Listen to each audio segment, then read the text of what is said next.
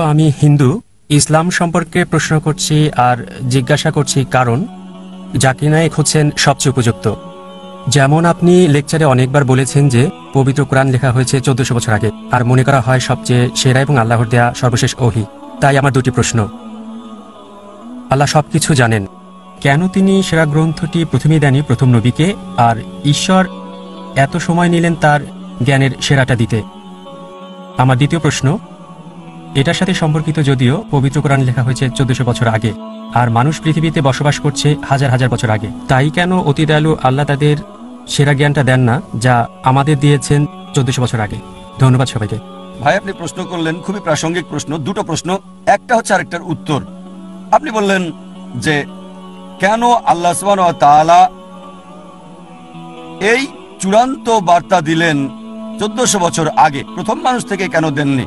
আর দ্বিতীয় অংশ একই প্রশ্নের উত্তর, যে 1400 বছর আগে যে লোকজন ছিল তাদের ব্যাপারে কি হবে? তারা কোরআন থেকে বঞ্চিত।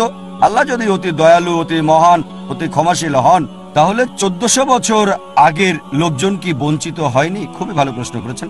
আপনার প্রশ্নের উত্তরে বলছি, আমার ছেলে আমাকে বলল, আব্বা, বাবা, তুমি চাও আমি ডাক্তার হই, তাহলে কেন নার্সারিতে প্রথম শ্রেণীতে, দ্বিতীয় শ্রেণী, তারপর স্কুল কলেজে ভর্তি করালে? আমাকে বলো তো, সরাসরি মেডিকেল কলেজে ভর্তি করালে না কেন?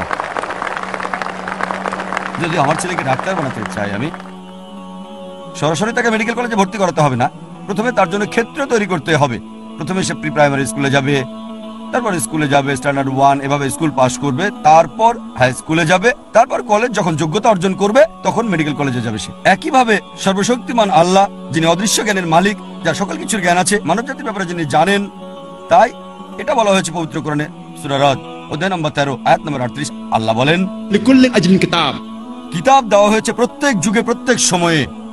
কোরআনে 4টার নাম বলা হয়েছে, তাওরাত, জাবুর, ইনজিল এবং কোরআন। অনেক কিতাব নাজিল করা হয়েছে।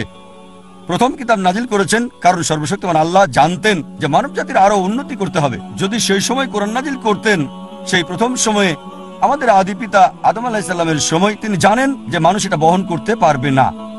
এ কারণে যে কিতাব কোরআনের আগে এসেছে, মানে ইনজিল, এখন হলো বাইবেল, যদিও আমরা বাইবেলকে ইনজিল বলে মনে করি না, তবে বাইবেলের কিছু অংশ হয়তো ঈশ্বরের বাণী। এটা বলা হয়েছে বাইবেলে গসপেল অফ জন অধ্যায় নম্বর 16 অনুচ্ছেদ 12 থেকে 14। যিশু আলাইহিস সালাম বলছেন, আমার অনেক কিছু বলার আছে, এখন তোমরা তা সহ্য করতে পারবে না। যখন সত্যের আত্মা আসবে, সে তোমাদের সত্যের পথ দেখাবে, তোমাদের আশার পথ দেখাবে, আমাকে সম্মানিত করবে। তাই যিশু আলাইহিস সালাম জানতেন। তারপরও তিনি বলেছেন, তোমরা তা সহ্য করতে পারবে না, এজন্যই সর্বশেষ এবং চূড়ান্ত নবী আসবে, সে তোমাদের আশার পথ দেখাবে। এভাবে সর্বশক্তিমান আল্লাহ ভালোভাবে জানতেন কোন সময়টা সর্বশেষ ও চূড়ান্ত বার্তা কোরআন নাজিলের উপযুক্ত সময়, আর সেটা ছিল 1400 বছর আগে। এবার আপনার দ্বিতীয় প্রশ্নে আসি, কোরআনের আগের লোকজনের কি হবে? তাদের ব্যাপারে বলি, আমার ছেলে যদি ক্লাস 1-এ পড়ে, তাকে মেডিকেল কলেজের প্রশ্নপত্র দেওয়া হবে না, ক্লাস 1-এর প্রশ্নই তাকে দেওয়া হবে।